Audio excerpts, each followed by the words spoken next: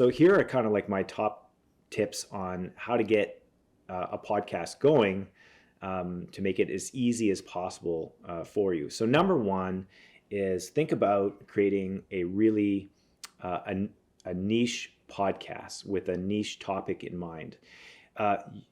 Your first thought might be, hey, I want it as big of an audience as possible. But the thing is that the Joe Rogans of this world that have talk shows already exist and already have big fan bases.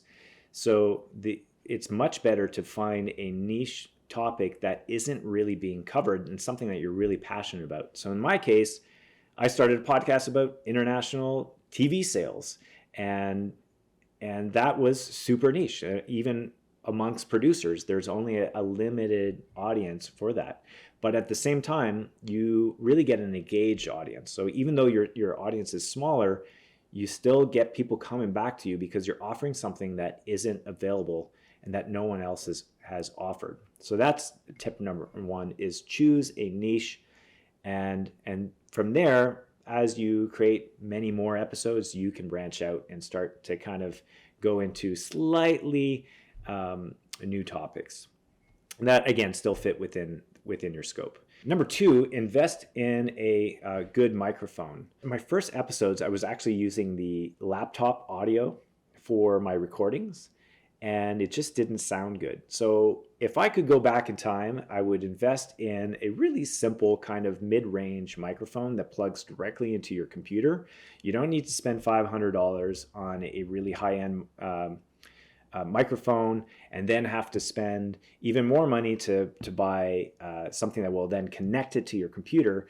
Just buy a typical mid-range podcasting mic that can go all the way up to $200. But look on Amazon, find one that's around $50 with good reviews.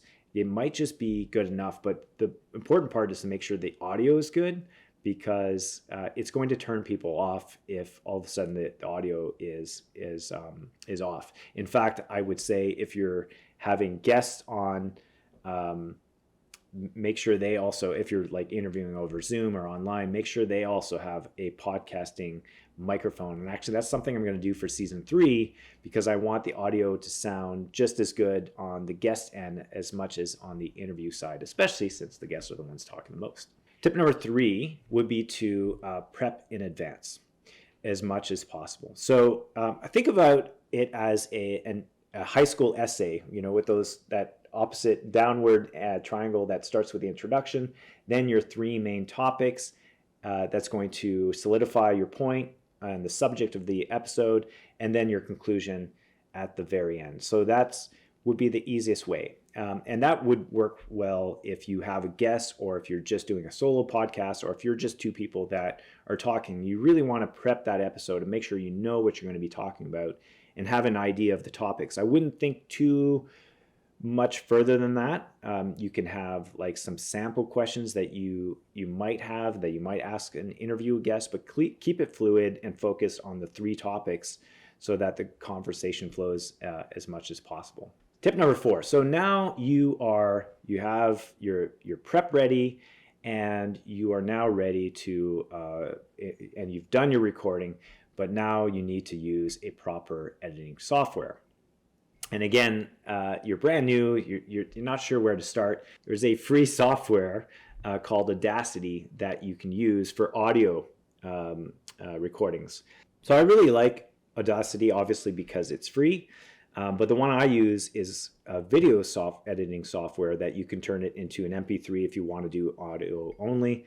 But because mine is video and audio, I use a software called Filmora, and now I have an editor that does all the editing. She uses much better software. But Filmora is great when you're starting out because it's super user-friendly, and you kind of teach yourself as you go along how to use the software. And then that allows you to remove all the awkward filler words that are in the podcast, like the ums and the ahs. So make sure you polish the episode after you do it to make it sound as best as possible. So now that you've edited your your podcast episode. Tip number 5 would be to find a distribution platform to get it out to all the podcatchers out there, like Apple Podcasts, Spotify, everything. And you don't need to do this one by one. You can find a podcasting distribution platform. There's a few, actually. I think there's one that's free, but you'll have to do some advertising in return. But there's other ones that you are going to spend anywhere between $15 to $25 a month to subscribe to. But once you deliver once, and you can then get your podcast out to all the various podcasters out there as quickly as possible. So I use Buzzsprout, and the reason why I like this a lot is, again, because I use a filming editing suite. I'm not always looking at the decibels and how it would apply. And so they actually have an integrated mastering option in there that makes sure that everything gets adjusted so that it will get approved by some of the podcasting platforms, especially Apple, that are quite picky and might reject your episode if the audio is not set right. So they take care of all that for you. So again, if you're brand new, that's a great way to start and not worry so much about the final audio levels and everything. Finally, tip number 6 would be to, once you've got your everything up and running and you're now releasing content, I would record as many podcast episodes in advance as much as possible. That way you never miss a launch date. And because this is part of it, is that people like consistency. So if you're building a podcast, you have to make a decision. Do you want to do it once a week, every 2 weeks, or once a month? It doesn't matter what you decide, but stick to it and be as regular as possible. And if you need to give yourself breaks, well, then split up your podcast into seasons. That's exactly what I do, because I can't do this year round. I do mine every 2 weeks, so my audience knows that, generally speaking, they're going to get a new episode every 2 weeks, and then I announce it when there's a break.